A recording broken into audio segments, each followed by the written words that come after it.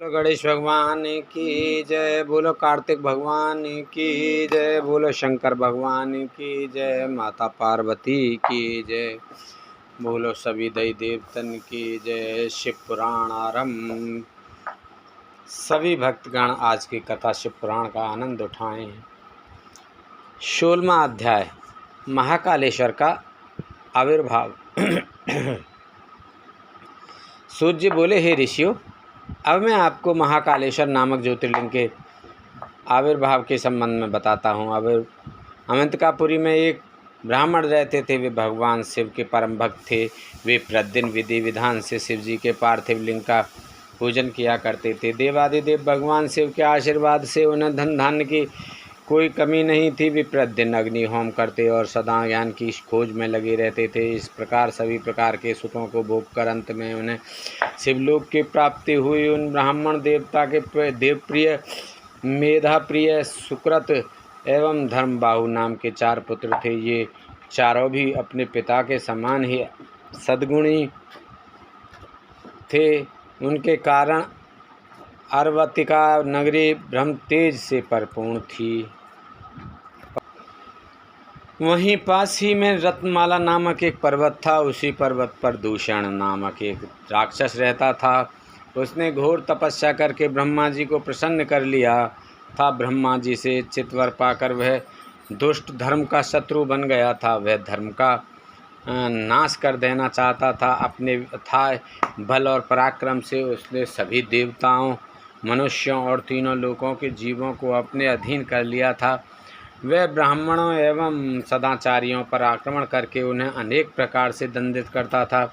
एक दिन दूषण नामक वह दैत्य अपनी सेना को साथ लेकर अवंतिकापुरी पहुंच गया। वहां उसने अपने दैत्य सैनिक को आज्ञा दी कि जो भी ब्राह्मण मेरी आज्ञा को न माने उसे दंड दो। आज्ञा पाकर वे दैत्य नगरी में उपद्रव करने लगे। सारी जनता हाहाकार करने लगी। वे लोग उन ब्राह्मण कुमारों के पास आए और उन्हें सारी बातें बताईं। वे ब्राह्मण कहने लगे कि इस जगत का कल्याण करने वाले और अपने भक्तों की सदा रक्षा करने वाले भगवान शिव हैं, इसलिए हमें उन्हें ही प्रसन्न करना चाहिए। यह कहकर वे चारों ब्राह्मण पुत्र अन्य ब्राह्मणों के साथ मिलकर अपने आराध्य भगवान शिव का पूजन करने लगे। उसी समय चारों महादैत्य वहां पहुंच गए और उन ब्राह्मणों को शिव जी की आराधना में देखकर अत्यंत क्रोधित होकर बोले, मार डालो इन सबको। परंतु जैसे ही वे दैत्य ब्राह्मणों को पीड़ित करने के लिए आगे बढ़े, उसी समय भगवान शिव पार्थिव लिंग में से प्रकट हो गए। उन्होंने पल भर में ही सब दैत्यों को मार डाला और दूषण नामक महादैत्य को भी मौत के घाट उतार दिया। शिव जी को साक्षात सामने पाकर वे सभी ब्राह्मण शिव की स्तुति करने लगे। आकाश से देवता पुष्प वर्षा करने लगे। भगवान शिव ने प्रसन्नतापूर्वक उन ब्राह्मण कुमारों को वरदान मांगने के लिए कहा। अपने आराध्य भगवान शिव के वचन सुनकर ब्राह्मण बोले, हे देवादिदेव कल्याणकारी भगवान, यदि आप हमारी आराधना से प्रसन्न हैं तो हम पर कृपा कर हमें अपने श्री चरणों में स्थान दें, ताकि हम जीवन मरण के बंधन से छूट जाएं और आपके दर्शनों की हमारी अभिलाषा पूरी होती रहे। तब अपने भक्तों की इच्छा को पूरा करते हुए सदाशिव उसी स्थान पर ज्योतिर्मय रूप में शिवलिंग में स्थित हो गए और वह लिंग महाकालेश्वर नाम से जग प्रसिद्ध हुआ। इसकी उपासना करने से सभी मनोरथ पूरे हो जाते हैं। 17वां अध्याय महाकाल महात्म्यम। सूत जी बोले, हे ब्राह्मणों, अब मैं आपको महाकालेश्वर की उत्पत्ति की कथा सुनाता हूँ। उज्जैन नगरी में राजा चंद्रसेन का राज्य था। भगवान शिव के मुख्य सेवक मणिभद्र के साथ उसकी घनिष्ठ मित्रता थी। मणिभद्र ने राजा चंद्रसेन को कौस्तुभ मणि भेंट की। राजा ने प्रसन्नतापूर्वक मणि को अपने गले में धारण कर लिया। वह कौस्तुभ मणि सूर्य के समान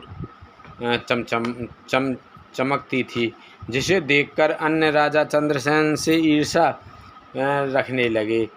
सब राजाओं ने मिलकर चंद्रसेन पर आक्रमण कर दिया। जब राजा चंद्रसेन चारों ओर से अन्य राजाओं की चतुरंगनी सेना से घिर गया। तब वह अपने प्राणों की रक्षा के लिए महाकालेश्वर ज्योतिर्लिंग की शरण में गया और भक्ति भावना से देवादिदेव महादेव जी का पूजन करने लगा। राजा चंद्रसेन भगवान शिव के पूजन में मग्न था। उसी समय एक विधवा गोपी अपने छोटे से बालक को गोद में लिए वहां आई। वह बालक राजा को शिव पूजन करते हुए देखता रहा। जब गोपी वापस घर आ गई तब वह बालक मन में शिव पूजन का निश्चय करके कहीं से एक पत्थर ढूंढ लाया और उसे स्थापित करके धूप दीप गंध पुष्प नैवेद्य में उसी प्रकार पूजनने लगा जिस प्रकार उसने राजा को करते देखा था। उसकी माता ने उसे भोजन करने के लिए बुलाया, परंतु वह तो अपनी आराधना में लगा था।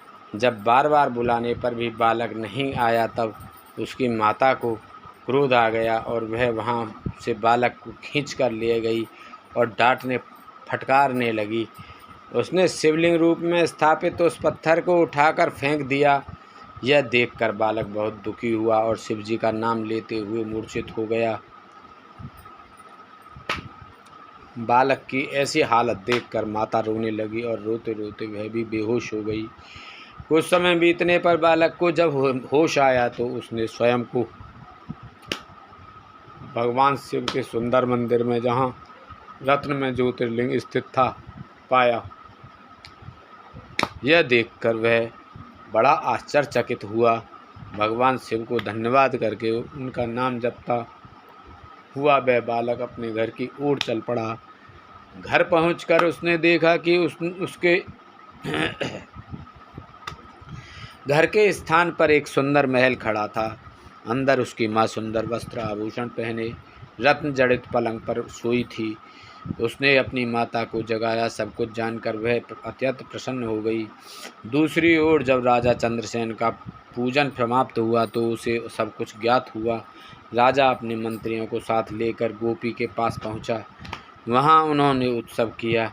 शीघ्र ही यह समाचार पूरे नगर में फैल गया। जब चंद्रसेन के शत्रुओं को यह पता चला कि उसकी नगरी पर भगवान शिव की विशेष कृपा है,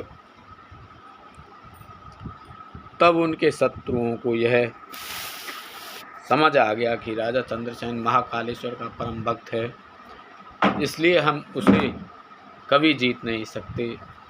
वे सब राज चंद्रसेन से मित्रता करने हेतु उस गोपी के घर चले गए। वहां पहुंचकर उन्होंने शिवजी का पूजन किया और राजा से मित्रता कर ली।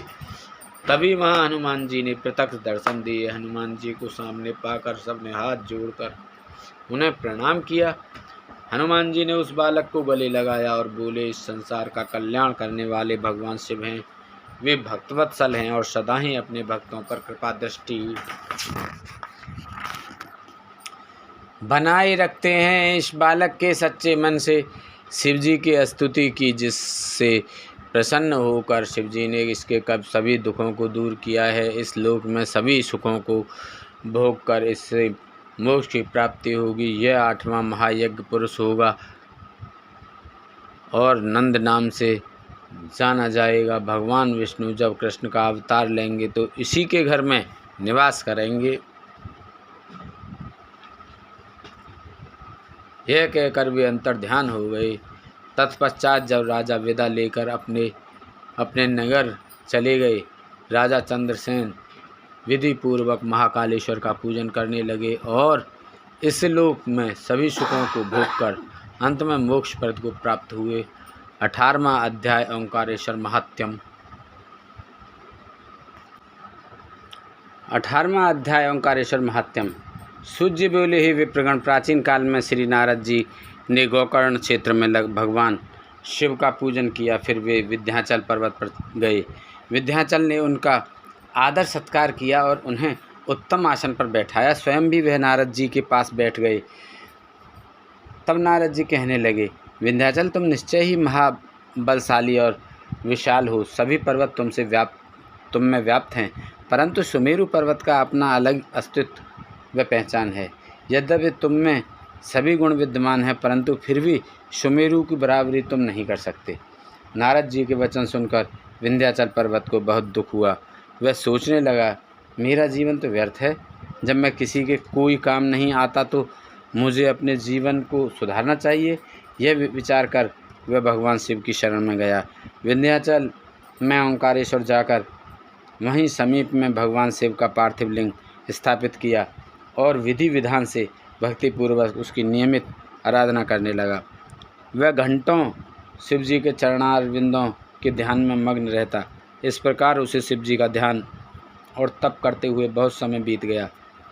एक दिन उसकी तपस्या में प्रसन्न होकर देवादिदेव भगवान शिव ने उसे साक्षात दर्शन दिए तथा उसकी कामना जाननी चाहिए।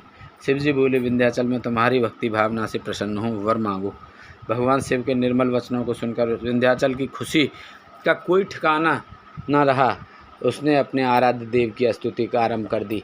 फिर बोला, हे कल्याणकारी भगवान शिव, यदि आप प्रसन्न हैं तो कृपा कर मेरी बुद्धि को शुद्ध करें और मुझे श्रेष्ठ विचार प्रदान करें। भगवान, आप यहीं पर निवास कर जगत का कल्याण करें।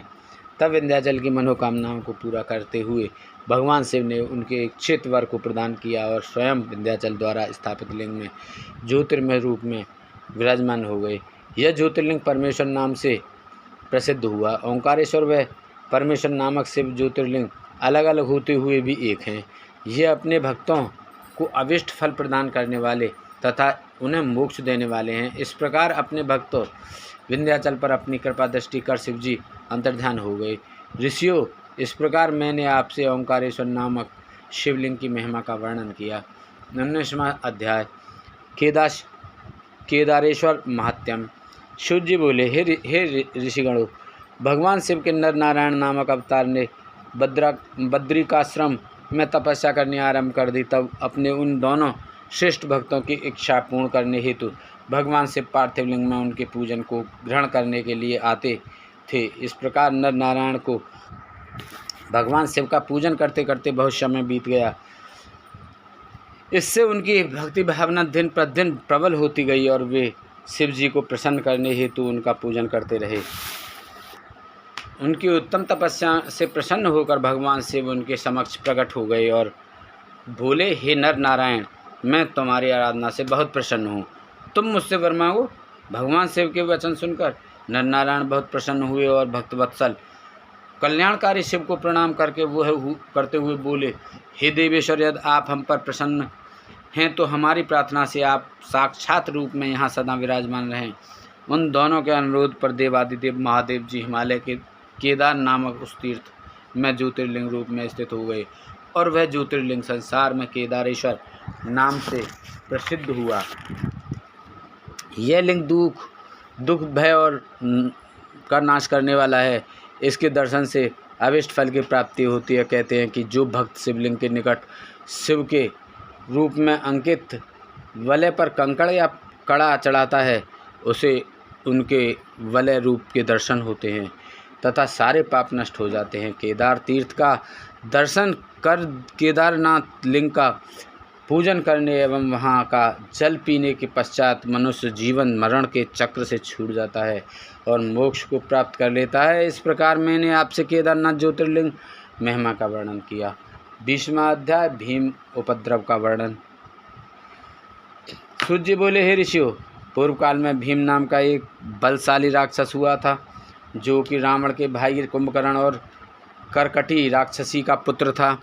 वह करकटी अपने पुत्र भीम के साथ सह पर्वत पर रहती थी। एक बार भीम ने अपनी माता से पूछा, माताजी, मेरे पिताजी कौन हैं और कहाँ हैं? हम इस प्रकार यहाँ अकेले क्यों रह रहे हैं? अपने पुत्र के प्रश्न का उत्तर देते हुए करकटी बोली, पुत्र भीम, तुम्हारे पिता रावण के छोटे भाई कुंभकर्ण थे। पूर्व में मैं विराध राक्षस की पत्नी थी, जिसे श्री राम ने मार डाला था। फिर मैं अपने माता पिता के साथ रहने लगी। एक दिन जब मेरे माता पिता अगस्त ऋषि के आश्रम में एक मुनि का भोजन खा रहे थे, तब मुनि ने शाप द्वारा उन्हें भस्म कर दिया था।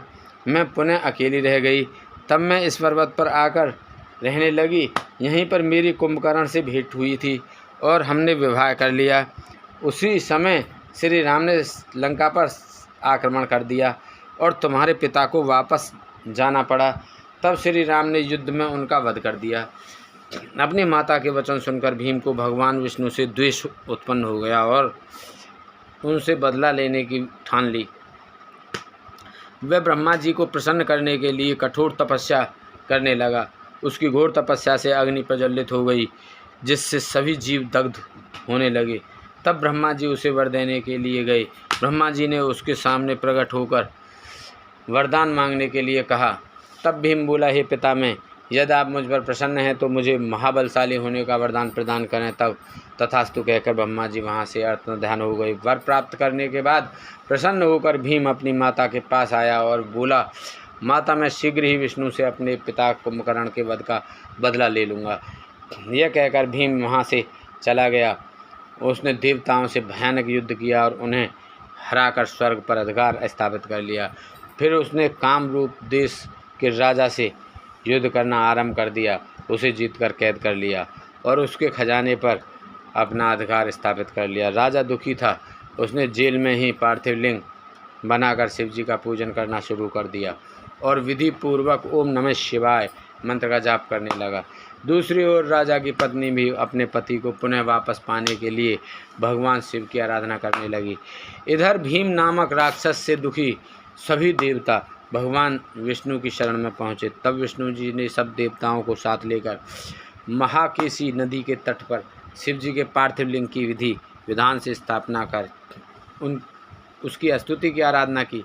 भगवान शिव उनकी उत्तम आराधना से प्रसन्न होकर वहाँ प्रकट हुए। शिव जी बोले, हे देवताओं, मैं तुम्हारी स्तुति से प्रसन्न हूँ, मांगो क्या मांगना चाहते हो। शिव जी के वचन सुनकर देवता सहर्ष बोले कि भगवान भीम नामक उस असुर ने सभी देवताओं को दुखी कर रखा है। आप उसका वध करके हमें उसकी दुष्टता से मुक्ति दिलाएं। देवताओं को इच्छित वर प्रदान कर शिव जी वहाँ से अंतर्ध्यान हो गए। देवता बहुत प्रसन्न हुए और जाकर राजा को भी सूचना दी कि भगवान जल्दी ही तुम्हारे शत्रु भीम का नाश कर तुम्हें मुक्त करेंगे। 21वां अध्याय भीम शंकर ज्योतिर्लिंग का महात्म्य। सूर्य बोले, हे ऋषिगणों, अब मैं आपको भीम शंकर ज्योतिर्लिंग के महात्म्य के बारे में बताता हूँ। इधर जब दानव भीम को यह ज्ञात हुआ कि राजा कैद खाने में कोई अनुष्ठान कर रहा है, तब वह क्रोधित होकर जेल खाने में पहुंचा। भीम राजा से बोला, हे दुष्ट, तुम मुझे मारने के लिए कैसा अनुष्ठान कर रहा है, बता, अन्यथा मैं अपनी इस तलवार से तेरे टुकड़े टुकड़े कर दूंगा।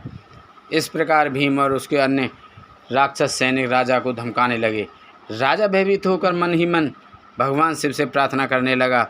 वह बोला, हे देवादिदेव कल्याणकारी भक्तवत्सल भगवान शिव, मैं आपकी शरण में आया हूँ, आप मेरी इस राक्षस से रक्षा करें। इधर जब राजा ने उसकी बात का कोई जवाब नहीं दिया तो वह क्रोधित होकर तलवार हाथ में लिए उस पर झपटा। एकाएक वह तलवार शिव जी की पार्थिव लिंग पर पड़ी और उसमें से भगवान शिव प्रकट हो गए। उन्होंने अपने त्रिशूल से उस तलवार के 2 टुकड़े कर दिए। फिर उनके गणों को अदैत्य सेना के साथ महायुद्ध हुआ। उस भयानक युद्ध से धरती और आकाश डूलने लगा। ऋषि तथा देवतागण आश्चर्यचकित रह गए। तब भगवान ने अपने तीसरे नेत्र की ज्वाला से भीम को भस्म कर दिया, जिससे वन में भी आग लग गई और अनेक औषधियाँ नष्ट हो गईं, जो अनेकों रोगों का नाश करने वाली थीं। तब अपने भक्तों का कल्याण करने के लिए कल्याणकारी भगवान शिव सदा के लिए राजा द्वारा स्थापित उस पार्थिव लिंग में विराजमान हो गए और संसार में भीम शंकर नाम से प्रसिद्ध हुए। भगवान शिव का यह लिंग सदैव पूजनीय और सभी आपत्तियों का निवारण करने वाला है। 22वां अध्याय काशीपुरी का महात्म्य। सूर्य बोले, हे मुनियों, इस पृथ्वी लोक में दिखाई देने वाली प्रत्येक वस्तु सच्चिदानंद स्वरूप निर्विकार एवं सनातन ब्रह्म स्वरूप है। वह अद्वितीय परमात्मा की सगुण रूप में शिव कहलाए और 2 रूपों में प्रकट हुए। वे शिव ही पुरुष रूप में शिव एवं स्त्री रूप में शक्ति नाम से प्रसिद्ध हुए। शिव शक्ति ने मिलकर 2 चेतन अर्थात प्रकृति एवं पुरुष विष्णु की रचना की है। तब प्रकृति एवं पुरुष अपने माता पिता को सामने न पाकर सोच में पड़ गए। उसी समय आकाशवाणी हुई। आकाशवाणी बोली, तुम दोनों को जगत की उत्पत्ति हेतु तपस्या करनी चाहिए, तभी सृष्टि का विस्तार होगा। ये दोनों बोले, हे स्वामी, हम कहाँ जाकर तपस्या करें, यहाँ पर तो ऐसा कोई स्थान नहीं है जहाँ तपस्या की जा सके। तब भगवान शिव ने 5 कोस लंबे चौड़े भव्य सुंदर नगर की तुरंत रचना कर दी। वे दोनों त्रिलोकीनाथ भगवान शिव के चरणों का स्मरण करके वहाँ तपस्या करने लगे। उन्हें इस प्रकार तपस्या करते करते बहुत समय बीत गया। उनकी कठिन तपस्या के कारण उनके शरीर से पसीने की बूंदें निकलीं। उन श्वेत जल की बूंदों को गिरता हुआ देखकर भगवान श्री हरि विष्णु ने अपना सिर हिलाया। तभी उनके कान से एक मणि गिरी और वह स्थान मणिकर्ण का नाम से प्रसिद्ध हो गया। जब उनके शरीर से निकली जल राशि से वह नगरी बहने लगी, तब कल्याणकारी भगवान शिव ने अपने त्रिशूल की नोक पर उसे रोक लिया। तपस्या में किए गए परिश्रम से थककर विष्णु तथा उनकी पत्नी प्रकृति वही उसी नगर में सो गए। तब शिव जी की प्रेरणा स्वरूप विष्णु की नाभि से कमल उत्पन्न हुआ। उसी कमल से ब्रह्मा जी उत्पन्न हुए। भगवान शिव की आज्ञा पाकर ब्रह्मा जी ने सृष्टि की रचना आरंभ कर दी। ब्रह्मा जी ने 50 करोड़ योजन लंबा और 50 करोड़ योजन चौड़ा ब्रह्मांड रच दिया। इसमें 14 अद्भुत लोकों का भी निर्माण किया। ब्रह्मा जी ने किया। इस प्रकार जब सर्वेश्वर शिव की आज्ञा से ब्रह्मा जी द्वारा ब्रह्मांड का निर्माण हो गया, तब भक्तवत्सल भगवान शिव के मन में विचार आया कि इस संसार के सभी प्राणी तो कर्म पास में बंधे रहेंगे, सांसारिक मोह माया में पड़कर भला वे मुझे किस प्रकार पा सकेंगे। ऐसा सोचकर त्रिलोकीनाथ कल्याणकारी भगवान शिव ने अपने त्रिशूल से 5 कोस नगरी उतारकर ब्रह्मांड से अलग की। तत्पश्चात उसमें अपने अविमुक्ति ज्योतिर्लिंग की स्थापना कर दी। यही पंचकोशी कल्याण दायिनी ज्ञानदात्री एवं मोक्षदात्री नगरी काशी कहलाई। भगवान शिव ने इस नगरी में अपने ज्योतिर्लिंग की स्थापना करने के पश्चात इसे पुनः मृत्युलोक में त्रिशूल के माध्यम से जोड़ दिया। कहते हैं ब्रह्मा जी का एक दिन पूरा होने पर प्रलय आती है, परंतु इस काशी नगरी का नाश असंभव है, क्योंकि प्रलय के समय शिवजी इस काशी नगरी को अपने त्रिशूल पर धारण कर लेते हैं तथा सब शांत हो जाने पर काशी को पृथ्वी लोक से जोड़ देते हैं। इसलिए मुक्ति की कामना करने वालों को काशी जाना चाहिए। यहाँ के दर्शनों से हर प्रकार के पापों से मुक्ति मिल जाती है। काशी मोक्ष देने वाली नगरी के रूप में प्रसिद्ध है। संसार के समस्त प्राणियों के मध्य में सत्व रूप में और बाहर तापस रूप में विराजमान परमात्मा भगवान शिव ही हैं। सत्व आदि गुणों से युक्त वही रुद्र हैं, जो सगुण होते हुए निर्गुण और निर्गुण होते हुए सगुण हैं। उन कल्याणकारी भगवान शिव को प्रणाम करके रुद्र बोले, हे शिव, हे विश्वनाथ महेश्वर, लोकहित की कामना से आपको यहाँ विराजमान रहना चाहिए। मैं आपके अंश से उत्पन्न हूँ।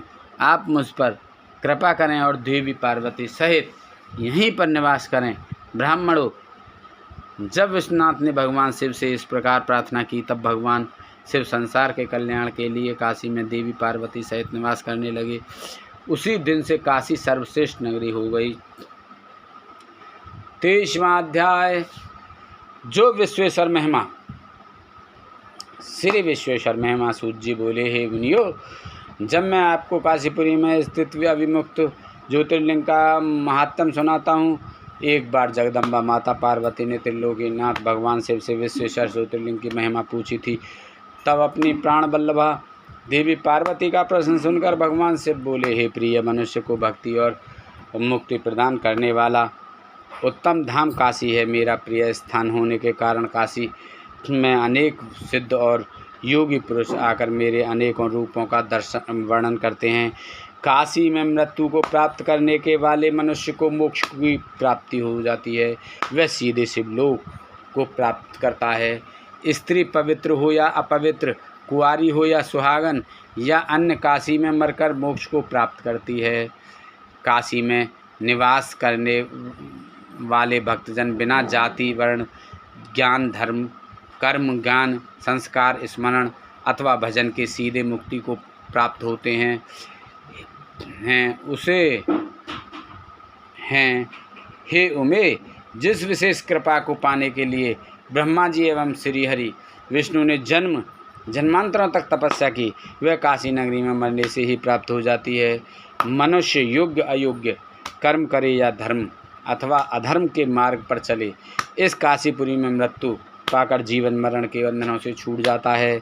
हे देवी, जो काशी नगरी में निवास करते हुए भक्ति पूर्वक मेरा ध्यान स्मरण करता है अथवा मेरी आराधना अथवा तपस्या करता है, उसके पुण्यों की महिमा का वर्णन करना तो मेरे लिए भी असंभव है। वे सब मुझ में ही स्थित हैं। शुभ कर्मों से स्वर्ग प्राप्त होता है एवं अशुभ कर्मों से नरक की प्राप्ति होती है। हमारे द्वारा किए गए शुभ अशुभ कर्मों से ही जन्म मरण निश्चित होता है तथा सुख दुख की प्राप्ति होती है। पार्वती, 3 प्रकार के कर्म होते हैं। पहले जन्म में किए कर्म संचित होते हैं, इस जन्म में किए हुए कर्म क्रियामाण हैं। दोनों के द्वारा मिल रहा फल जो शरीर में भोगे जा रहे हैं प्रारब्ध कर्म कहलाते हैं। संचित तथा क्रियामाण कर्मों को दान दक्षिणा देकर एवं पुण्य कर्मों द्वारा कम अथवा खत्म किया जा सकता है, परंतु प्रारब्ध कर्मों को मनुष्य को भोगना ही पड़ता है। काशीपुरी में किया गया गंगा स्नान संचित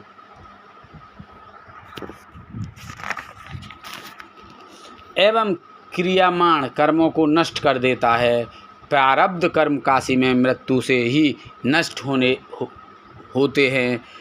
काशी का रहने वाला यदि कोई पाप करता है तो काशी के पुण्य प्रताप से तुरंत ही पाप से मुक्त हो जाता है। हे ऋषिगणों, इस प्रकार काशी नगरी एवं विश्वेश्वर लिंग का महात्म्य ने आपको सुनाया है, जो कि भक्तों एवं ज्ञानियों को भोग और मोक्ष प्रदान करने वाला है। 24वां अध्याय गौतम प्रभाव। सूर्य बोले, हे महामुनियों, प्राचीन काल में गौतम नामक एक महामुनि थे, जिनकी पत्नी का नाम अहिल्या था। वे महामुनि गौतम दक्षिणा में स्थित ब्रह्म पर्वत पर 1000 वर्षों में सिद्ध होने वाली तपस्या कर रहे थे। उस समय लगभग 100 वर्षों से वर्षा नहीं हुई थी, जिससे सूखा पड़ा हुआ था। पीने के लिए जल भी उपलब्ध नहीं था।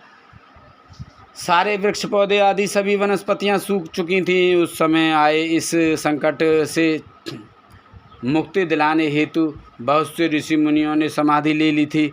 तब गौतम ऋषि ने इस वर्षा के संकट को दूर करने हेतु वर्षा के देव वरुण को प्रसन्न करने हेतु उनकी तपस्या करनी आरंभ की।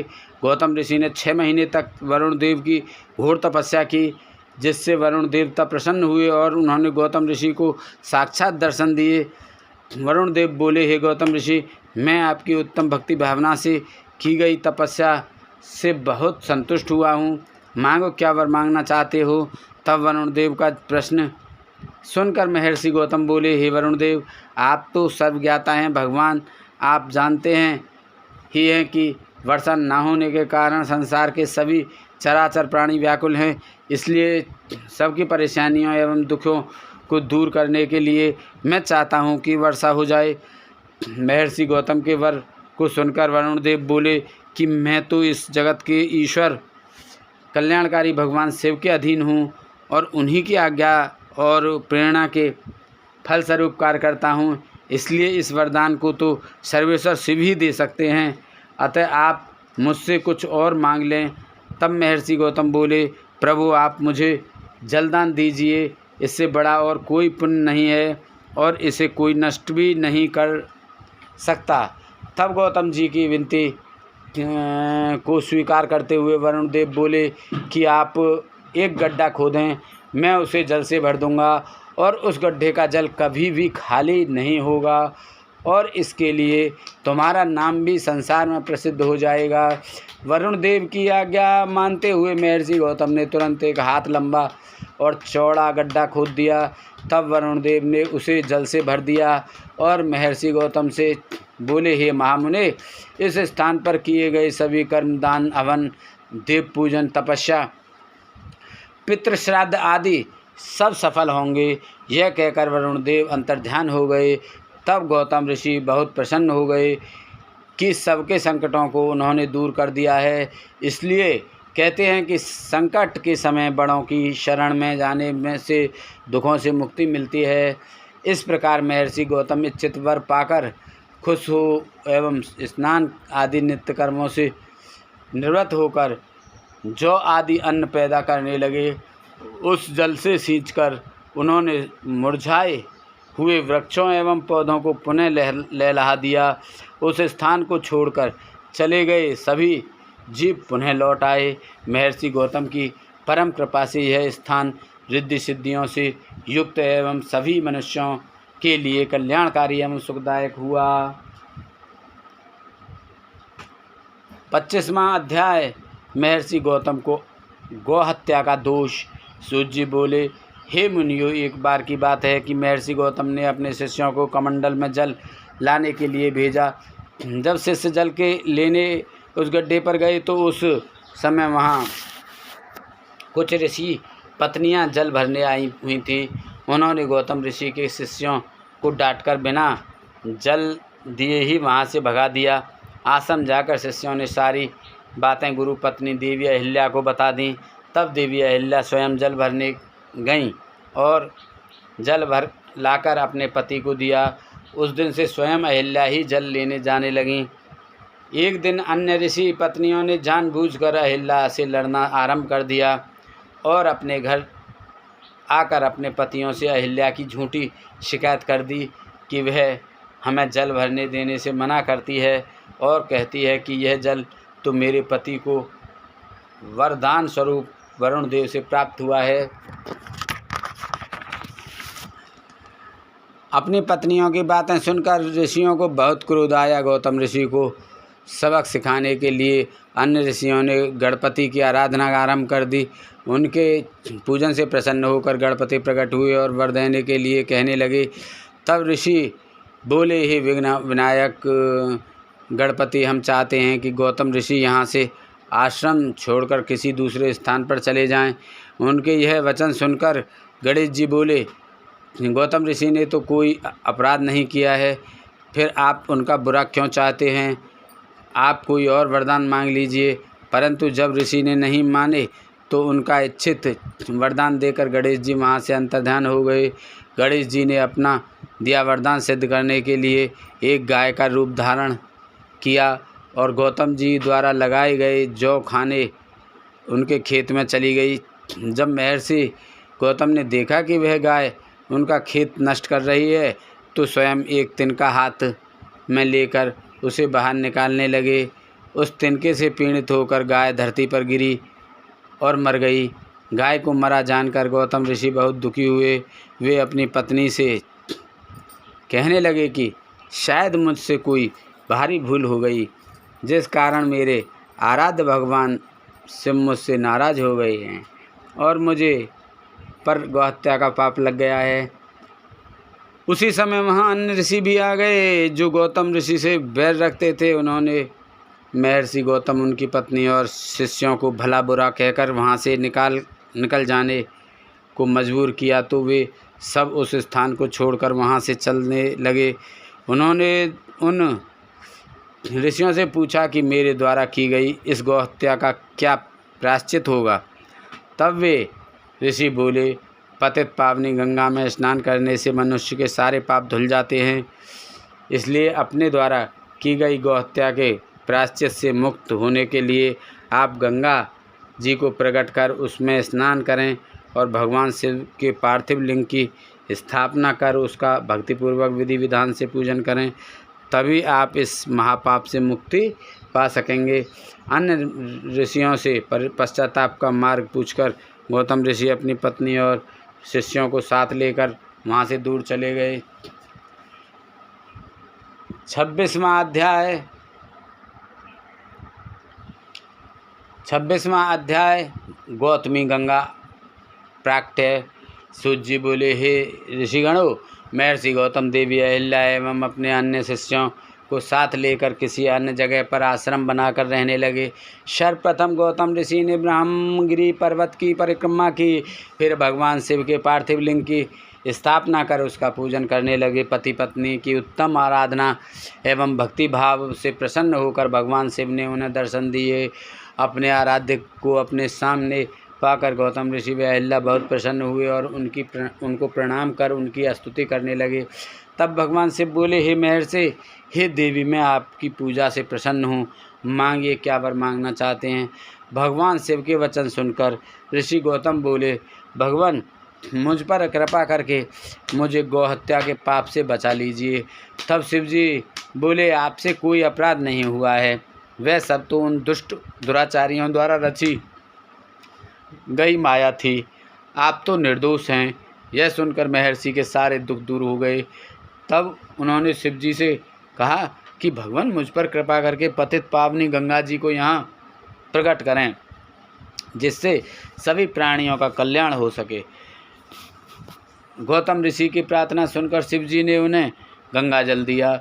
वही गंगा जल श्री गंगा जी का स्त्री रूप बन गया। तब गौतम जी ने उन्हें प्रणाम कर उनकी स्तुति की।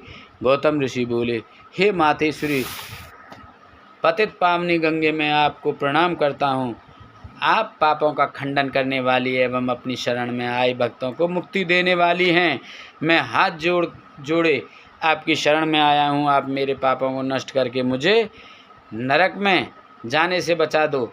तब उनके स्तुति से प्रसन्न होकर गंगा जी ने उनके पापों को अपने निर्मल जल से धो दिया। फिर वे वहाँ से जाने के लिए सर्वेश्वर शिव से आज्ञा मांगने लगीं।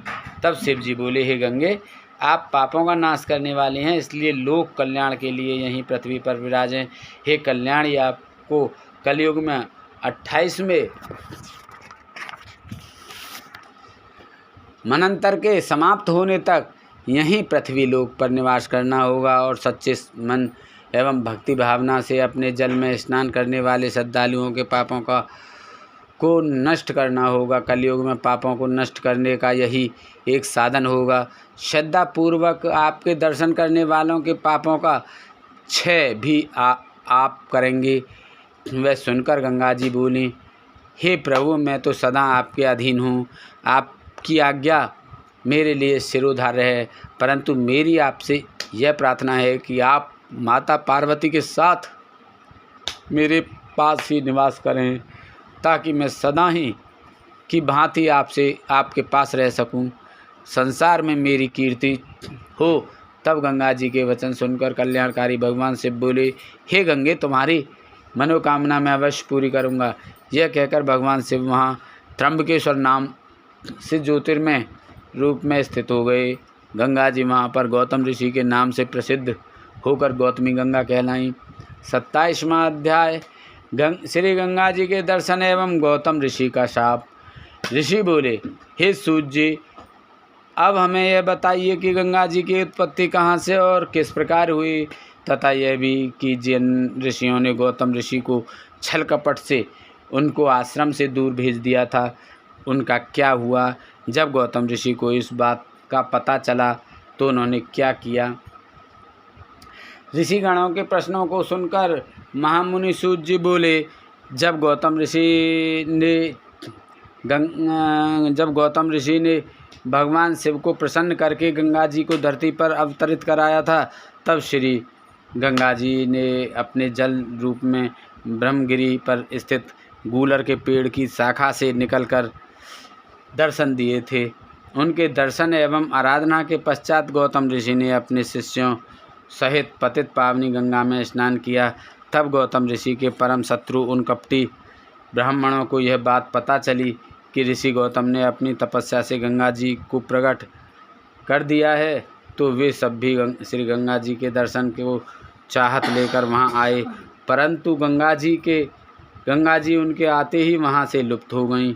यह देखकर गौतम जी को बहुत आश्चर्य हुआ और उन्होंने श्री गंगा जी से प्रार्थना की, हे मातेश्वरी, आप जगत का कल्याण करने हेतु यहाँ प्रकट हुई हैं, इसलिए आप सबको भी अपने दर्शन से कृतार्थ करें। माते, मेरी तपस्या के प्रभाव से इन लोगों को भी दर्शन दें। गौतम ऋषि के चुप होते ही आकाशवाणी हुई, मुनि ये लोग छल कपट करने वाले हैं और सदा दुराचार करते हैं, इसलिए ये मेरे दर्शन के अधिकारी नहीं हैं। जब तक ये अपने पापों का प्रायश्चित नहीं करते तब तक इन्हें मैं दर्शन नहीं दूंगी। मेरे दर्शन करने के लिए इन्हें ब्रह्मगिरी की 101 परिक्रमाएँ करनी पड़ेंगी। यह कहकर आकाशवाणी चुप हो गई। आकाशवाणी सुनकर वे सभी कपटी ऋषि पछताने लगे और क्षमा याचना करने लगे। तब उन्होंने आकाशवाणी के अनुसार ब्रह्मगिरी की 101 परिक्रमाएँ की। तत्पश्चात श्री गंगा जी ने उन्हें दर्शन दिए। उस दिन से वह स्थान कुशावर्त नाम से प्रसिद्ध हुआ। ऋषियों ने पुनः सूत जी से पूछा, हे सूत जी, हमने तो सुना था कि गौतम ऋषि ने उन कपटियों को शाप दे दिया था, क्या यह बात सही है? इसलिए इस विषय में बताइए। तब सूत जी बोले, हे महामुनियों, आपने सही सुना था। गौतम ऋषि परम ज्ञानी और भगवान शिव के परम भक्त थे। जब उन्होंने शांत हृदय से ध्यान लगाया तो वे सब कुछ जान गए कि वह गाय जिसकी हत्या का पाप उन्हें लगा था बनावटी थी और उन सब ऋषियों ने मिलकर यह चाल चली थी। यह सब जानकर गौतम ऋषि क्रोधित हो उठे। तब उन्होंने उन कपटी ऋषियों को विद्या रहित, भक्तिहीन और अधर्मी हो जाने का शाप दे दिया। उन्हें शिव जी की भक्ति से विमुख होने का शाप दिया और फिर वे स्वयं अपने आश्रम में जाकर त्रिलोकीनाथ भगवान शिव की आराधना करने लगे। दूसरी ओर वे ऋषिगण शिव धर्म से विमुख होकर कांची नामक नगरी में चले गए।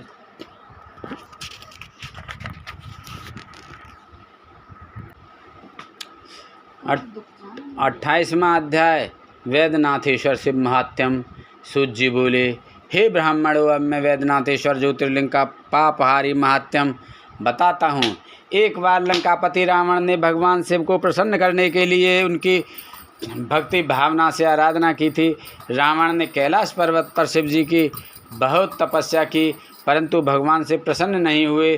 तब रावण पास में स्थित वन में चला गया और वहाँ एक बड़ा सा गड्ढा खोदकर उसमें अग्नि प्रज्वलित की। वहीं पास में उसने शिव जी की प्रतिमा स्थापित की। फिर उसने त्रिलोकीनाथ को प्रसन्न करने हेतु कठोर तपस्या आरंभ कर दी। गर्मी में 5 ओर अग्नि से घिरकर, तो वर्षा में खुले आसमान के नीचे, सर्दियों में जल के भीतर खड़े होकर कठिन तपस्या की। फिर भी शिव जी प्रसन्न नहीं हुए। तब राक्षस राज रावण ने अग्नि में अपने सिर को काटकर भेंट करना शुरू कर दिया। इस तरह एक एक करके रावण ने अपने 9 सिर अग्नि को भेंट कर दिए। परंतु जब 10वीं बार रावण अपना सिर चढ़ाने को उन्मुख हुआ तो शिवजी प्रकट हो गए। शिवजी के साक्षात दर्शन पाकर रावण बहुत प्रसन्न हुआ और उनकी अनेकों प्रकार से स्तुति करने लगा। तब शिवजी बोले, हे राक्षस राज, मांगो, क्या मांगना चाहते हो? राक्षस राज रावण बोला, हे देवादिदेव महादेव जी, मैं आपको नमस्कार करता हूँ। भगवान, यदि आप मेरी तपस्या से संतुष्ट हुए हैं तो मुझ पर कृपा करके मेरे साथ लंका चलकर रहें और मेरे आतिथ्य को स्वीकार करें। प्रभु, मैं आपकी शरण में आया हूँ, कृपा कर मेरे मनोरथों को पूर्ण कीजिए। रावण के वचन सुनकर शिवजी आश्चर्य में पड़ गए। तब उन्होंने सर्वप्रथम रावण को पूर्व की भांति निरोग किया और उसे अतुल बल प्रदान किया। तत्पश्चात उन्होंने रावण को अपना ज्योतिर्मय लिंग प्रदान किया और कहा कि मैं इस शिवलिंग में ज्योतिर्मय रूप में स्थित हूँ, इसलिए तुम इसे अपने स्थान पर ले जाओ। पर एक बात का ध्यान रखना कि इसे रास्ते में कहीं भी भूमि पर न रखना, अन्यथा तुम इसे आगे नहीं ले जा सकोगे और यह वहीं पर स्थित हो जाएगा। तब भगवान शिव का आशीर्वाद एवं शिवलिंग लेकर राक्षस राज रावण वहाँ से अपने घर लंका की ओर चल दिया। रास्ते में शिव जी की माया से रावण को लघु शंका की इच्छा हुई और वह शिवलिंग एक ग्वाले को पकड़ा कर चला गया। ग्वाले ने थोड़ी देर तक तो वह शिवलिंग पकड़े रखा, परंतु अधिक भारी होने के कारण उसने लिंग को जमीन पर रख दिया। फिर तो वह शिवलिंग वहाँ पर स्थित हो गया। यह संसार में वैद्यनाथेश्वर के नाम से प्रसिद्ध हुआ। इसके दर्शनों से सभी अभीष्ट कार्यों की सिद्धि होती है, वह पापों का नाश होता है। यह सत्पुरुषों को भोग और मोक्ष देने वाला है। जब रावण को वापस आने पर यह पता ज्ञात हुआ कि शिवलिंग वहीं स्थित हो गया है, तो वह दर्शन के पश्चात लंका लौट गया। लंका पहुंचकर रावण ने शिवजी से वर प्राप्ति की सभी बातें अपनी प्रिया मंदोदरी को बताईं। उधर जब देवताओं को ज्ञात हुआ कि भगवान शिव के ज्योतिर्लिंग की स्थापना हो गई है, तो सबने वहां आकर विधिवत शिवलिंग का दर्शन व पूजन किया। परंतु रावण के वरदान प्राप्ति के विषय में सुनकर देवता घबरा उठे। तब उन्होंने देव ऋषि नारद को लंकापति के पास भेजा। नारद जी रावण के पास गए और बोले, हे राक्षसराज, आपको भगवान शिव ने बलशाली होने का वरदान प्रदान किया है, परंतु आपने अपने बल की परीक्षा तो की ही नहीं, इसलिए आपको कैलाश पर्वत को ही हिलाकर अपने बल व पराक्रम की परीक्षा करनी चाहिए। तब रावण कैलाश पर्वत के निकट पहुंचकर उसे उखाड़ने की कोशिश करने लगा, जिससे कैलाश पर्वत डोलने लगा। यह देखकर शिवजी बोले कि यह पर्वत क्यों हिल रहा है। तब देवी पार्वती व्यंग करते हुए बोली, हे देव, आपके शिष्य अपने गुरु की सेवा कर रहे हैं। यह जानकर कि राक्षसराज रावण कैलाश पर्वत को हिला रहा है, महादेव जी को क्रोध आ गया। वे रावण को शाप देते हुए बोले, हे दुर्बुद्धि रावण, तू बल पाकर घमंडी हो गया है और मेरे ही निवास स्थान पर अपने बल का प्रयोग कर रहा है। मैं तुझे शाप देता हूँ कि तेरा घमंड नष्ट हो जाएगा और तेरी इन भुजाओं को काटने वाला पुरुष शीघ्र ही प्रकट होगा। यह सुनकर रावण को कोई दुख नहीं हुआ और वह प्रसन्न मन से लंका लौट आया। उसने मन ही मन त्रिलोक को अपने वश में करने की प्रतिज्ञा कर ली। मैंने आपको वेदनाथेश्वर नामक शिवलिंग का महात्म सुनाया, जो कि मनुष्य के समस्त पापों का नाश करने वाला तथा शिवलोक की प्राप्ति करने वाला है। 29वां अध्याय दारुका राक्षसी एवं राक्षसों का उपद्रव।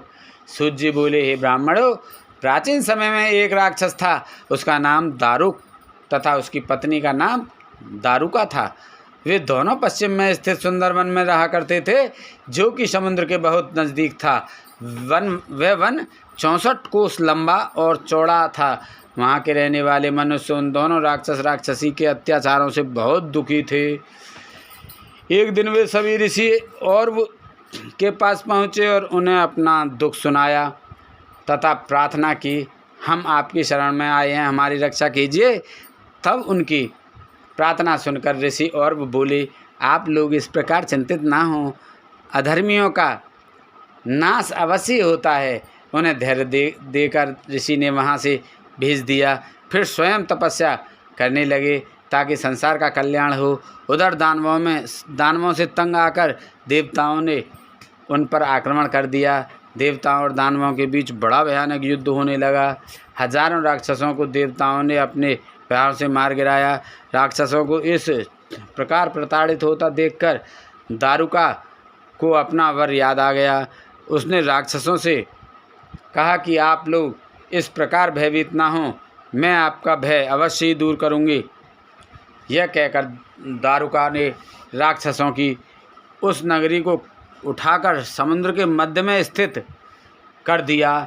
जब सारे राक्षसों को भय से मुक्ति मिल गई, एक दिन दारुका घूमती हुई पुनः धरती पर आ गई। तब उसने देखा कि एक डोंगी में बहुत से मनुष्य बैठकर समुद्र की ओर से पृथ्वी पर आ रहे हैं। दारुका ने जाकर राक्षसों को सूचना दी कि असंख्य मनुष्य समुद्र में हैं। राक्षसों ने उन मनुष्यों को पकड़कर अपने जेल खाने में कैद कर लिया। उन मनुष्यों में एक सुप्रिय नामक बनिया भी था, जो भगवान शिव का परम भक्त था। उसने कारावास में ही भगवान शिव का पार्थिव लिंग स्थापित किया और उसकी विधि पूर्वक आराधना करने लगा। उसे शिवजी का पूजन करते देखकर अन्य मनुष्य भी उसकी साथ शिवजी की आराधना करने लगे। उन्हें भगवान शिव की पूजा करते करते काफ़ी समय व्यतीत हो गया। राक्षस उन्हें हैरानी से देखते, पर उनकी समझ में नहीं आता था कि वे किसकी पूजा कर रहे हैं। 30वां अध्याय, नागेश्वर लिंग की उत्पत्ति व महात्म्य। सूत जी बोले, हे ऋषियों, एक दिन सुप्रिया को भगवान शिव का पूजन करते हुए दारुक के किसी दूत ने देख लिया और जाकर दारुक को बता दिया। यह जानकर दुष्ट दारुक जेल में गया और सुप्रिया से बोला, बनिए, सच बता कि तू किस देवता की पूजा कर रहा है, अन्यथा मैं तुम्हें मार डालूंगा। बहुत पूछने पर भी जब सुप्रिया ने कुछ नहीं बताया, तब क्रोधित होकर महाराक्षस दारुक ने उस बनिए को मारने की आज्ञा दे दी। वह परम शिव भक्त हाथ जोड़े आंखें मूंद कर अपने आराध्य भगवान शिव का ध्यान कर उनसे मन में रक्षा करने की प्रार्थना करने लगा।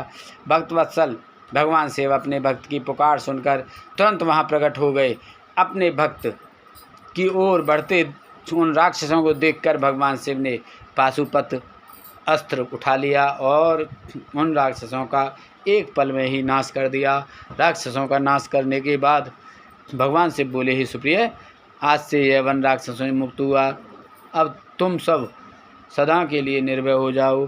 अब इस वन में धर्म के मार्ग पर चलने वाले ब्राह्मण, क्षत्रिय, वैश्य, शूद्र आदि ही निवास करेंगे। इन्हीं के साथ मेरे परम भक्त भी इस वन की शोभा बढ़ाएंगे। उधर दूसरी ओर दारुका राक्षसी देवी पार्वती की स्तुति करने लगी। उसने देवी को प्रसन्न कर लिया और प्रार्थना की कि माते, आप मेरे वंश एवं कुल की रक्षा कीजिए। तब देवी पार्वती दारुका के वचनों को सुनकर भगवान शिव से बोली, हे नाथ, आपकी कही यह बात युग के अंत में सच हो, उससे पूर्व तामसी षष्ठी भी रहे, यह मेरा विचार है। भगवान मेरी बात को पूरा करिए। दारुका मेरी ही भक्त शक्ति है, इसलिए उसकी रक्षा करना मेरा धर्म है। यह यहाँ पर दारुका का ही राज्य होगा। देवी पार्वती के इन वचनों को सुनकर भगवान शिव बोले, हे प्रिय, आपकी इच्छा अवश्य पूरी होगी, परंतु अपने भक्तों की रक्षा के लिए मैं यहीं पर स्थित रहूँगा, ताकि कोई भी उनकी जाति और धर्म के विरुद्ध कोई आचरण न कर सके। जो मनुष्य धर्म के मार्ग का अनुसरण करते हुए भक्ति भावना के साथ प्रेम पूर्वक मेरा दर्शन करेगा, वह चक्रवर्ती राजा हो जाएगा। कलयुग के अंत में और सतयुग के आरंभ में महासेन का पुत्र वीरसेन राजाओं का भी राजा होगा, और जब वह यहाँ आकर मेरे दर्शन करेगा तो वह चक्रवर्ती सम्राट बन जाएगा। यह कहकर भगवान शिव और देवी पार्वती वहाँ ज्योतिर्मय रूप में पार्थिव लिंग में स्थित हो गए।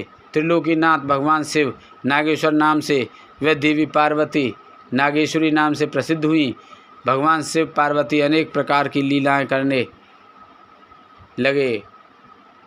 यह नागेश्वर ज्योतिर्लिंग तीनों लोकों का कल्याण करने वाला एवं सभी कामनाओं को पूर्ण करने वाला है। नागेश्वर ज्योतिर्लिंग के प्रादुर्भाव की कथा सुनने या पढ़ने से महापातकों का नाश होता है। कथा संपूर्ण मनोरथों को पूर्ण करने वाली है। 31वां अध्याय, रामेश्वर महिमा वर्णन। सूत जी बोले, हे ऋषियों, जब मैं आपको रामेश्वर शिवलिंग की उत्पत्ति की कथा एवं महात्म्य सुनाता हूँ। भगवान श्री हरि विष्णु ने अयोध्या के राजा दशरथ के घर उनके बेटे राम के रूप में अवतार लिया, ताकि वे दुष्ट राक्षस राज रावण का संहार कर सकें और पृथ्वी को दुष्टों से मुक्त करा सकें। श्री राम का विवाह उनकी जनक नंदिनी देवी सीता से हुआ। अपनी माता केकई के मांगे वरदान के अनुसार वे 14 वर्षों के लिए वनवास चले गए। एक दिन जब श्री रामचंद्र जी व लक्ष्मण जी कुटिया से बाहर गए, तब रावण सीता का हरण कर ले गया और उन्हें लंका ले गया। श्री राम अपनी पत्नी को खोज करते हुए अपने भाई लक्ष्मण के साथ किष्किंधा पहुँचे। वहीं पर उनकी मित्रता सुग्रीव से हो गई, जिसके भाई बाली ने राज्य से निकाल दिया था। तब श्री राम ने उसकी सहायता की। श्री राम ने बाली को मारकर सुग्रीव को किष्किंधा का राजा बना दिया। सुग्रीव ने श्री राम की पत्नी देवी सीता की खोज के लिए अपनी वानर सेना को चारों ओर तलाश करने के लिए भेजा। वानरों में श्रेष्ठ हनुमान जी ने माता सीता को लंका में ढूंढ लिया और श्री राम का संदेश उनको तक पहुंचाया। जब श्री राम जी को ज्ञात हुआ कि उनकी पत्नी का हरण लंकापति रावण ने किया है, तो उन्होंने वानर सेना के साथ लंका की ओर प्रस्थान किया। जब उनकी सेना दक्षिणी छोर पर समुद्र के किनारे पहुंची तो उन्हें चिंता हुई कि सेना इस अथाह सागर को कैसे पार करेगी। वे इसी सोच में डूब गए। श्री राम को प्यास लगी और उन्होंने पानी मांगा। जब वानर उनके लिए पानी लेकर आए तब उन्हें स्मरण हुआ कि आज उन्होंने अपने आराध्य का दर्शन व पूजन तो किया ही नहीं। तब श्री राम ने जल नहीं पिया और भगवान शिव का पार्थिव लिंग स्थापित करके उसका विधि पूर्वक 16 उपचारों से पूजन किया और भक्ति भाव से हाथ जोड़कर प्रार्थना की। श्री राम बोले, हे देवादिदेव त्रिलोकीनाथ भक्तवत्सल भगवान शिव, मेरी सहायता कीजिए। आपके सहयोग के बिना मेरा कार्य पूर्ण नहीं हो सकता। मैं आपकी शरण में आया हूँ, मुझ पर अपनी कृपा दृष्टि कीजिए। इस प्रकार प्रार्थना करके राम जी अपने आराध्य की स्तुति में निमग्न हो गए। तब भगवान शिव ने अब प्रसन्न होकर दर्शन दिए और बोले, हे राम, तुम्हारा कल्याण हो, वर मांगो। अपने सामने साक्षात त्रिलोकीनाथ शिव को पाकर श्री राम अत्यंत हर्षित हुए और हाथ जोड़कर उनको प्रणाम करते हुए स्तुति करने लगे। उन्होंने शिव जी से युद्ध में विजयी होने का वर मांगा तथा भगवान शिव से जगत के कल्याण हेतु वहीं निवास करने की प्रार्थना की। श्री राम के वचन सुनकर कल्याणकारी शिव बहुत प्रसन्न हुए और बोले, हे राम, तुम्हारा मंगल हो। युद्ध में तुम्हारी जीत अवश्य होगी, क्योंकि तुम सत्य और धर्म के मार्ग का अनुसरण कर रहे हो। यह कहकर शिव जी श्री राम द्वारा स्थापित उस शिवलिंग में ज्योतिर्मय रूप में स्थित हो गए। उसी दिन से वह लिंग जगत में रामेश्वरम नाम से प्रसिद्ध हुआ। इसी शिवलिंग के पूजन के फल के रूप में श्री राम की सेना को समुद्र पार करने का मार्ग मिल गया और वह युद्ध में विजयी हुए। श्री राम ने रावण एवं अन्य राक्षसों को संहार किया और अपनी पत्नी सीता को मुक्त कराया। यह रामेश्वरम ज्योतिर्लिंग भक्तों को भोग और मोक्ष प्रदान करने वाला है। इस शिवलिंग को गंगा जल से स्नान कराने से मोक्ष की प्राप्ति होती है और मनुष्य जीवन मरण के बंधनों से मुक्त हो जाता है। रामेश्वरम को ज्योतिर्लिंग की महिमा सुनने वालों के सभी पापों का नाश हो जाता है।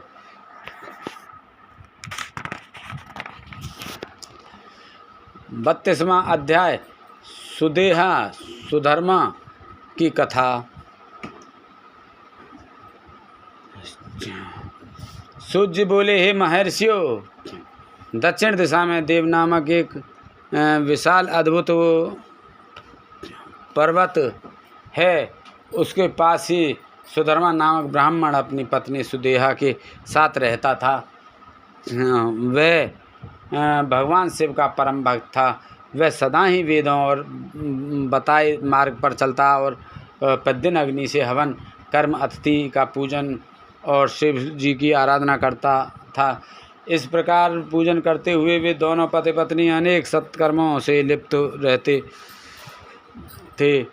उनकी पत्नी सुदेहा पतिव्रता स्त्री थी। उनकी पत्नी को एक बात का दुख था कि उनकी कोई संतान नहीं थी। इस कारण उनका मन परेशान रहता था। जब भी सुदेहा अपने पति से इस विषय में कहती तो वह उन्हें समझाती कि पुत्र प्राप्ति से क्या लाभ है।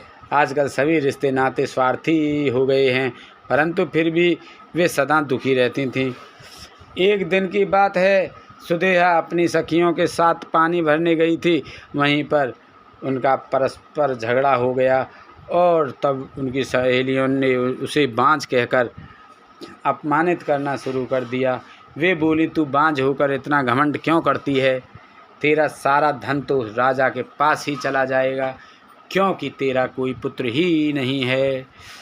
दुखी मन से सुदेहा घर लौट आई। उसने सारी बातें अपने पति को बताईं। उन्होंने अपनी पत्नी को बहुत समझाया, परंतु वह कुछ भी मानने को तैयार नहीं थी। तब उन ब्राह्मण देवता ने मन में भगवान शिव का ध्यान करते हुए 2 फूल अग्नि की तरफ उछाले और सुदेहा से एक फूल चुनने के लिए कहा। उनकी पत्नी ने गलत फूल चुन लिया। उन्होंने अपनी पत्नी को समझाया, तुम्हारे भाग्य में पुत्र नहीं है, इसलिए अब अपनी इच्छा त्याग दो और शिव जी के पूजन में लग जाओ। अपने पति सुधर्मा को की बातों का सुदेहा पर कोई प्रभाव नहीं पड़ा और वह उनसे इस प्रकार बोली, हे प्राणनाथ, यदि आपको मेरे गर्भ से पुत्र प्राप्त नहीं हो सकता तो आप दूसरा विवाह कर लीजिए। परंतु सुधर्मा ने विवाह से इनकार कर दिया। तब सुदेहा अपनी छोटी बहन घुसमा को अपने घर ले आई और अपने पति से प्रार्थना करने लगी कि वे उससे विवाह कर लें। सुधर्मा ने उसे समझाते हुए कहा, यदि मैंने इससे विवाह कर लिया और इससे पुत्र हो भी गया तो भी तुम दोनों बहनों सौतन बन जाने पर एक दूसरे का विरोध करोगी और मेरे घर में झगड़ा होता रहेगा। तब सुदेहा बोली, हे प्राणनाथ, भला मैं अपनी बहन का विरोध क्यों करूँगी? आज चिंता त्याग दें और घुसमा से विवाह कर लें। अपनी पत्नी की प्रार्थना मानकर सुधर्मा ने घुसमा से विवाह कर लिया। विवाह के पश्चात सुधर्मा ने सुदेहा और घुसमा से मिले जुलकर रहने एवं आपस में एक दूसरे की बात मानने के लिए कहा। फिर घुसमा अपने पति सुधर्मा के साथ प्रतिदिन 101 शिव पार्थिव लिंगों का 1604 से पूजन करके तालाब में उनका विसर्जन कर देती। इस प्रकार जब उसने 1,00,000 पार्थिव लिंगों का पूजन पूर्ण कर लिया तो शिव जी की कृपा से उसे परम सुंदर गुणवान पुत्र की प्राप्ति हुई। पुत्र पाकर घुसमा और सुधर्मा बहुत प्रसन्न हुए, परंतु सुदेहा को अपनी बहन से जलन होने लगी। 33वां अध्याय घुसमेश्वर ज्योतिर्लिंग की उत्पत्ति व महात्म्यम। सूत जी बोले, हे मुनिगणों, सुदेहा अपनी छोटी बहन घुसमा से बहुत ईर्ष्या करती थी। उसके पुत्र के प्रति भी उसका व्यवहार बुरा था। धीरे धीरे घुसमा का पुत्र बड़ा हो गया। उसे विवाह योग्य जानकर ब्राह्मण सुधर्मा ने उसका विवाह एक योग्य कन्या से करा दिया। इससे सुदेहा की ईर्ष्या और अधिक बढ़ गई। उसने निश्चय किया कि जब तक घुसमा के पुत्र की मृत्यु न होगी तब तक मेरा दुख कम नहीं होगा। अपनी खोई प्रतिष्ठा और घुसमा को सबक सिखाने का निश्चय सुदेहा ने कर लिया। एक रात जब सब प्राणियों के सो जाने के बाद सुदेहा ने घुसमा के सोते हुए पुत्र की हत्या कर दी।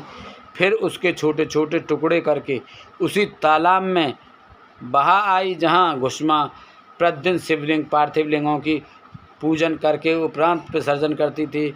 घर आकर सुदेहा आराम से सो गई।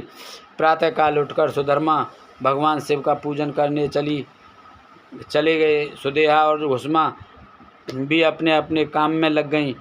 जब घुसमा की पुत्रवधू ने अपने पति की चारपाई का पर खून और शरीर के अंगों के टुकड़े देखे तो वह अत्यंत व्याकुल हो गई और उसने अपनी सास को सूचित किया कि वहाँ का दृश्य देखकर वह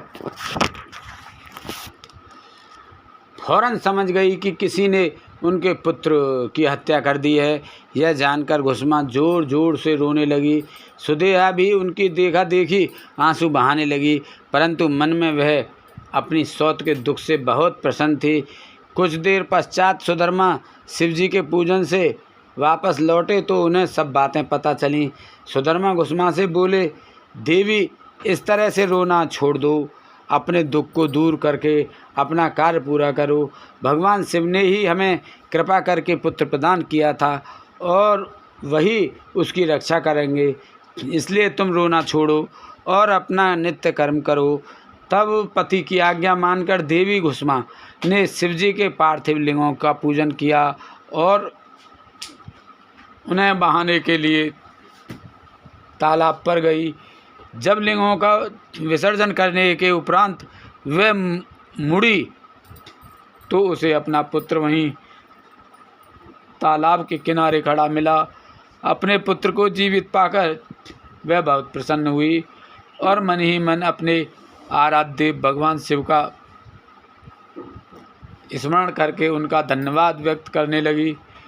उसी समय भगवान शिव वहाँ प्रकट हो गए और बोले, देवी घुसमा, तुम्हारी आराधना से मैं प्रसन्न हूँ, मांगो क्या वर मांगना चाहती हो।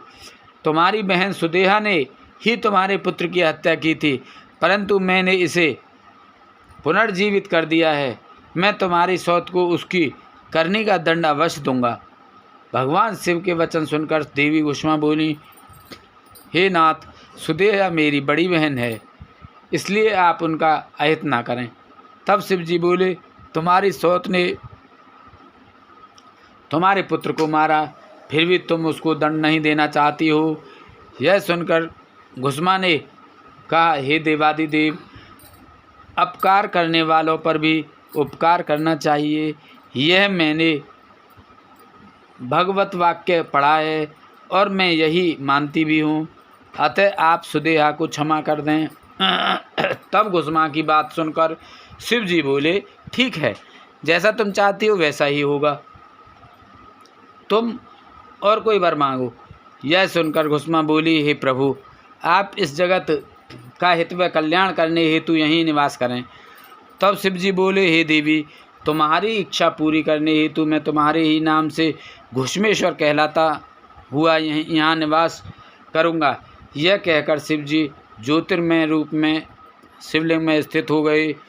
वह सरोवर शिवालय नाम से प्रसिद्ध हुआ। इस सरोवर के दर्शनों के बाद घुश्मेश्वर लिंग का दर्शन करने से अभिष्ट फलों की प्राप्ति होती है। इस प्रकार शिव जी वहाँ सदा के लिए स्थित हो गए। उधर सुधर्मा भी सुदेहा के साथ वहाँ आ पहुँचे और उन्हें सारी बातें ज्ञात हो गईं। सुदेहा अपनी करनी पर बहुत लज्जित हुई और उसने सबसे क्षमा याचना की। उसके मन का मैल धुल गया। तत्पश्चात उन सब ने मिलकर शिवलिंग की 101 परिक्रमा की और उसके बाद सुखपूर्वक घर को चले गए। हे मुनियो, इस प्रकार मैंने आपकी 12 शिव ज्योतिर्लिंग की कथा एवं महात्म्य सुनाया। जो प्राणी भक्ति भावना से इसे सुनता अथवा पढ़ता है वह सब पापों से मुक्ति हो जाता है और उसे भोग और मोक्ष की प्राप्ति होती है। 34वां अध्याय, श्री विष्णु को सुदर्शन चक्र की प्राप्ति। व्यास जी बोले, सूत जी के वचन सुनकर सभी ऋषिगणों ने उनकी बहुत प्रशंसा की। तत्पश्चात वे, सूत जी, आप सब कुछ जानते हैं, इसलिए हम अपनी जिज्ञासा की शांति के लिए आपसे प्रश्न पूछते हैं। अब आप हमें हरीश्वर नामक शिवलिंग का महात्म्य बताइए। हमने सुना है कि इसी शिवलिंग के पूजन के फलस्वरूप भगवान श्री हरि विष्णु को सुदर्शन चक्र की प्राप्ति हुई थी। ऋषिगणों द्वारा किए गए प्रश्नों को सुनकर सूत जी बोले, हे मुनिगणों, एक समय की बात है, पृथ्वी लोक पर दैत्यों का अत्याचार बढ़ने लगा। वे अत्यंत वीर और बलशाली हो गए तथा उन्होंने मनुष्यों को प्रताड़ित करना आरंभ कर दिया। यही नहीं, वे देवताओं के भी घोर शत्रु हो गए और उन्हें भी दंडित करने लगे। संसार से धर्म का लोप होने लगा, क्योंकि दैत्य धर्मी थे और अन्य पुरुषों को भी पूजा नहीं करने देते थे। इस प्रकार दुष्ट दैत्यों से दुखी होकर देवता भगवान श्री हरि विष्णु की शरण में गए। उन्होंने विष्णु जी को अपने सारे दुख बताए तथा उनसे दुखों को दूर करने की प्रार्थना की। तब सब देवताओं को समझाकर उन्होंने वापस भेज दिया और स्वयं कैलाश पर्वत पर जाकर भगवान शिव की आराधना करने लगे। भगवान विष्णु ने कैलाश पर्वत पर जाकर सर्वेश्वर शिव का पार्थिव लिंग स्थापित किया और विधि विधान से परमेश्वर शिव की आराधना आरंभ कर दी। श्री हरि ने घोर तपस्या की। फिर शिव जी प्रसन्न न हुए। तब उन्होंने देवादिदेव महादेव जी को संतुष्ट करने के लिए शिव जी के सहस्त्र नामों का पाठ आरंभ कर दिया।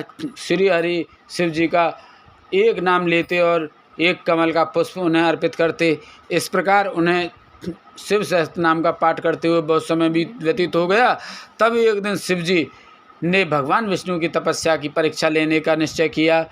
विष्णु भगवान प्रतिदिन 1000 कमल के फूलों से उनका पूजन करते थे। शिव जी ने एक फूल छिपा दिया।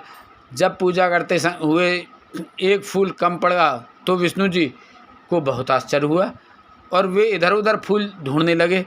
जब फूल कहीं पर भी नहीं मिला तो उन्होंने पूजन को पूर्ण करने के लिए अपने कमल के समान नेत्र को निकालकर त्रिलोकीनाथ शिव जी को अर्पण कर दिया। श्री हरि विष्णु की ऐसी उत्तम भक्ति भावना देखकर शिव जी ने उन्हें साक्षात दर्शन दिए। शिव जी को इस प्रकार सामने पाकर विष्णु जी उनकी स्तुति करने लगे। तब शिव जी बोले, हे विष्णु, तुम्हारी उत्तम भक्ति से मैं बहुत प्रसन्न हूँ, मांगो, क्या वर मांगना चाहते हो। शिव जी के वचनों को सुनकर विष्णु जी बोले, हे देवादिदेव भगवान शिव, आप तो अंतर्यामी हैं, सब कुछ जानते हैं। आप अपने भक्तों को अभिष्ट फल प्रदान करने वाले हैं। प्रभु, इस समय दैत्यों ने पूरे संसार में घोर उपद्रव किया हुआ है। सारे मनुष्य एवं देवता भय से पीड़ित हैं। भगवान, मेरे अस्त्र शस्त्रों से दैत्यों पर काबू नहीं पाया जा सकता, इसलिए मैं आपकी शरण में आया हूँ। शिव जी ने जब विष्णु जी के ऐसे वचन सुने तब उन्हें सुदर्शन चक्र प्रदान किया, जिससे विष्णु जी ने सभी राक्षसों का नाश कर दिया। उस प्रकार सब सुखी हो गए। 35वां अध्याय, शिव सहस्त्र नाम स्तोत्र। ओम जय शिव ओंकारा, स्वामी भज शिव ओंकारा। ब्रह्मा विष्णु सदा शिव, ब्रह्मा विष्णु सदा शिव, अर्धांगिनी धारा। ओम जय शिव ओंकारा, एकानन चतुरानन पंचानन राजय, स्वामी पंचानन राजय। हंसानन गरुणासन, हंसानन गरुणासन, वृषवाहन साजय। ओम जय शिव ओंकारा। तो भुज चार चतुर्भुज, 10 भुज अति सोहै, स्वामी 10 भुज अति सोहै। तेरे गुण रूप निरखता, त्रिगुण रूप निरखता, त्रिभुवन जन मोहै। ओम जय शिव ओंकारा। वन माला रुंड माला धारी, स्वामी रुंड माला धारी। चंदन मृग मद सोहै, चंदन मृग मग सोहै, भाले ससधारी। ओम जय शिव सीतांबर पीतांबर, बागंबर अंगे, स्वामी बागंबर अंगे। शनिकादिक ब्रह्मादिक, शनिकादिक ब्रह्म भूतादिक संगे। ओम जय शिव ओंकारा। करके मंद कमंडल चक्र त्रिशूल धारी, स्वामी चक्र त्रिशूल धारी। दुख हारी सुख हारी, दुख हारी सुख हारी, जग पालनकारी। ओम जय शिव ओंकारा। ब्रह्मा विष्णु सदा शिव, जानत अब वेका, स्वामी जानत अब वेका। प्रणमाक्षर में शोभित, प्रणमाक्षर में शोभित, ये तीनों एका। ओम जय शिव ओंकारा। त्रिगुण स्वामी जी की आरती जो कोई नर गावे, स्वामी प्रेम सहित गावे। कहते शिवानंद स्वामी, भजते हरि हरि, स्वामी मन वांछित फल पावे। ओम जय शिव ओंकारा। जय शिव ओंकारा, स्वामी भज शिव ओंकारा। ब्रह्मा विष्णु सदा शिव, ब्रह्मा विष्णु सदा शिव, अर्धांगिनी धारा। ओम जय शिव ओंकारा। बोल शंकर भगवान की जय, बोल पार्वती माता की जय, बोल कार्तिक भगवान की जय, बोल गणेश भगवान की जय, बोल हनुमान बाबा की जय। हर हर महादेव शंभू। जय शंकर शंकर, जय शंकर कैलाशपति। जय गोरा गोरा जय गोरा माँ पार्वती। जय शंकर जय कृपानि शंकर जय शंकर कैलाशपति। जय गोरा गोरा जय गोरा माँ पार्वती। जय गोरा शंकर शंकर जय शंकर कैलाशपति। जय गोरा जय नमामि गोरा जय पार्वती। जय शंकर शंकर जय शंकर कैलाशपति। जय गोरा जय गोरा माँ पार्वती। जय शंकर शंकर जय शंकर कैलाशपति। जय गोरा जय गोरा माँ पार्वती। जय शंकर शंकर जय शंकर कैलाशपति।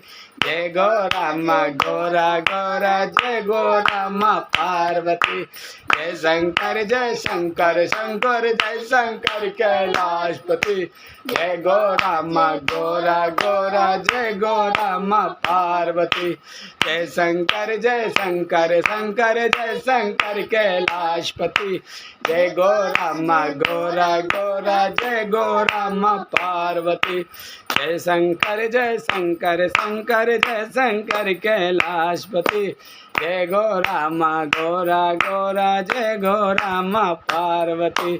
जय शंकर शंकर जय शंकर कैलाशपति।